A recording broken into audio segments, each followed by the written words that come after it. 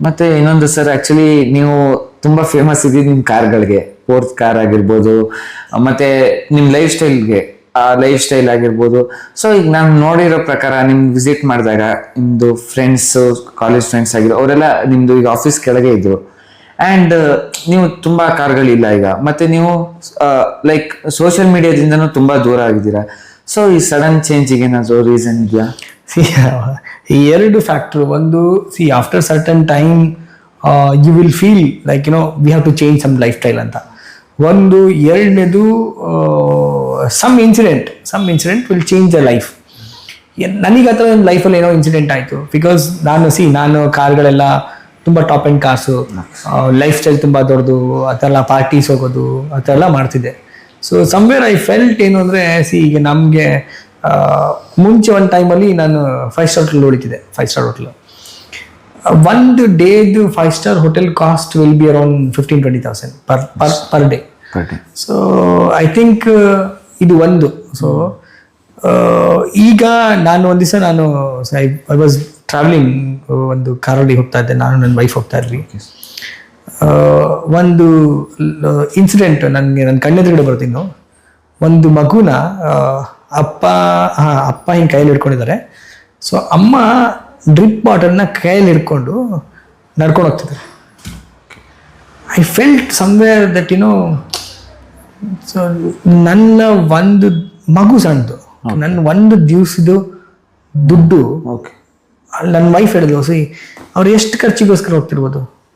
ಒಂದು ಆಂಬ್ಯುಲೆನ್ಸ್, ಒಂದು ಹಾಸ್ಪಿಟಲಿಂದ ಡಯಾಗ್ನೋಸ್ಟಿಕ್ ಸೆಂಟರ್ಗೆ ಪ್ರಾಬ್ಲಿ ಆಟೋ ಖರ್ಚು ಒಂದು 50 ರೂಪಾಯಿ ಇರ್ಬೋದು. ಅದನ್ನ ಅವ್ರಿಗೆ ಬೇರ್ ಮಾಡಕ್ ಆಗ್ತಾ ಇಲ್ಲ ಅಂತಂದ್ರೆ, what you are doing.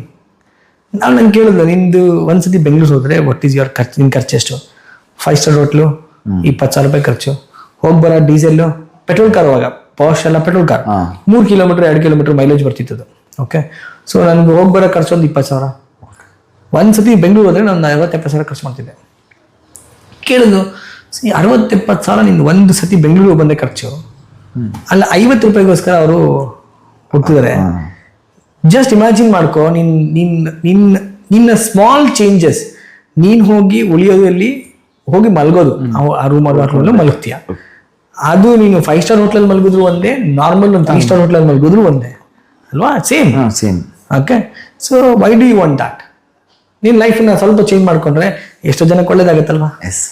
Unnecessary ಖರ್ಚನ್ನ ಬೇರೆ ಏನಕ್ಕೂ ಒಳ್ಳೇದು ಮಾಡ್ಬೋದಲ್ಲ, ಆಗಿರ್ಬೋದು. Exactly.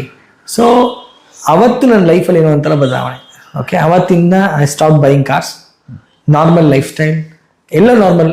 Okay, so I wanted to be normal person, so that ನನಗೆ ನಾರ್ಮಲ್ ಜನರಿಗೆ ಕಷ್ಟ ಏನು ಅಂತ ಗೊತ್ತಾಗಬೇಕು. At least I am not doesn't want to be a politician, ನನಗೆ ಪೊಲಿಟಿಕಲಿ ಬರ್ಬೇಕಂತೇನಿಲ್ಲ. ಬಟ್ ನನ್ನ ಇಂಟೆನ್ಷನ್ ಏನು ಅಂದರೆ, ಅಟ್ಲೀಸ್ಟ್ 2 ಥರ ಅಂದರೆ ದಾನ ಧರ್ಮ ಅನ್ನೋದು 2 ಥರ ಇರುತ್ತೆ. ಈಗ ನೀವೇನೋ ಒಂದು 10 ರೂಪಾಯಿ ಯಾರಿಗೋ ಕೊಟ್ಬಿಟ್ಟು ಅದನ್ನ ಫೋಟೋ ತೆಕ್ಕೊಂಡ್ರೆ ಇಟ್ಸ್ ಅ ಮಾರ್ಕೆಟಿಂಗ್. ನೀವು ಫೋಟೋ ತೆಕ್ಕೊಳ್ಳಿ ಅದನ್ನ ಕೊಟ್ರೆ ದಾನ ಧರ್ಮ. ಸೊ ಈಗ ಏನಾಗ್ಬಿಟ್ಟಿದೆ, ಟ್ರೆಂಡ್ ಹೆಂಗಾಗ್ಬಿಟ್ಟಿದೆ ಅಂದ್ರೆ, ಒಂದೊಂದು ಹಣ್ಣು ಕೊಟ್ಟರು ಅದ್ರ ಫೋಟೋ ಹೊಡೆದು ನಮ್ಮ ಇನ್ಸ್ಟಾಗ್ರಾಮ್ ಅಲ್ಲಿ it's all marketing. I never do marketing. ನನಗೆ ಮುಂಚಿನ ಕಾಲದ ಒಂದು ಗಾದೆ ಹೇಳ್ತಿರೋ ಗೊತ್ತಾ, ಬಲ್ದಾಗ ಹೇಳ್ಕೊಟ್ರು ಎಡದಾಗ ಗೊತ್ತಾಗ್ಬಾರ್ದು, ಎಡದಾಗ ಕೊಟ್ಟಿದ್ದು ಬಲ್ದಾಗ ಗೊತ್ತಾಗ್ಬಾರ್ದು. So that is what we have to be. So ಅದಾದ್ಮೇಲೆ ನಾನು ಲೈಫ್ ಸ್ಟೈಲ್ ಚೇಂಜ್ ಮಾಡ್ಕೊಂಡೆ. So social media was distracting my mind that social media is artificial lifestyle. So I just change social media lifestyle ಹೊರಗೆ ಬರ್ಬೇಕಂತ ಅನ್ನಿಸ್ತು, ಹೊರಗೆ ಬಂದೆ. So I started normal lifestyle ಬರಬೇಕು. I am living my normal lifestyle. I am proud to say I am very happy than earlier. So ಈಗ ಅದಕ್ಕಿಂತ ನೆಮ್ಮದಿ ಅನ್ನೋದು ಈಗಿದೆ ಜಾಸ್ತಿ. ಈಗ ಏನಾಗುತ್ತೆ, ಅದು ಒಂದು ಏಜ್ ಫ್ಯಾಕ್ಟರ್ ಇರುತ್ತೆ. ಸೊ ನಾವು ಈ ತರ ಲೈಫ್ ಸ್ಟೈಲ್ ಇರಬೇಕು, ಆ ತರ ಲೈಫ್ ಸ್ಟೈಲ್ ಇರಬೇಕು ಅಂತ ಏಜ್ ಫ್ಯಾಕ್ಟರ್ ಬರುತ್ತೆ. ಸೊ ಅದು ತಪ್ಪು ಅಂತ ಹೇಳಲ್ಲ. That is your dream, you have to live the dream. So ಒಬ್ಬೊಬ್ಬರಿಗೂ ಒಂದೊಂದು ಚೇಂಜಸ್ ಬರುತ್ತೆ. ನನಗೆ I still say people that big dream, ನೀವು ಯಾವಾಗಲೂ ಸಣ್ಣದು ಯೋಚನೆ ಮಾಡಬೇಡಿ, ದೊಡ್ಡದು ಯೋಚನೆ ಮಾಡಿ. ಬಟ್ ನನ್ನ ಲೈಫಲ್ಲಿ ಚೇಂಜಸ್ ಆಯ್ತದು. ಅದು ಹೇಳ್ತೀನಿ ಕೇಳಿ. ಇದನ್ನೆಲ್ಲ ಬಿಡಬೇಕು ಅನ್ನೋದಕ್ಕಿಂತ ಮುಂಚೆ ನಿಮ್ಮ ಹತ್ರ ದುಡ್ಡಿದ್ಮೇಲೆ ನಿಮ್ಗೆ ಅರ್ಥ ಆಗುತ್ತೆ ಲೈಫ್ ಏನು ಅಂತ. ದುಡ್ಡಿಲ್ಲ ನಿಮ್ ಕೈಲಿ ಲೈಫ್ ಅರ್ಥನೇ ಆಗಲ್ಲ. ಈಗ ನಾನು ಹೇಳ್ತಿಲ್ಲ, ಈಗೆಲ್ಲ ಹೇಳ್ತಾರಲ್ಲ ದುಡ್ಡು ಜೀವನ ಅಲ್ಲ, ದುಡ್ಡಿಗಿಂತ ಮೇಲೊಂದು ಜೀವನ ಇದೆ.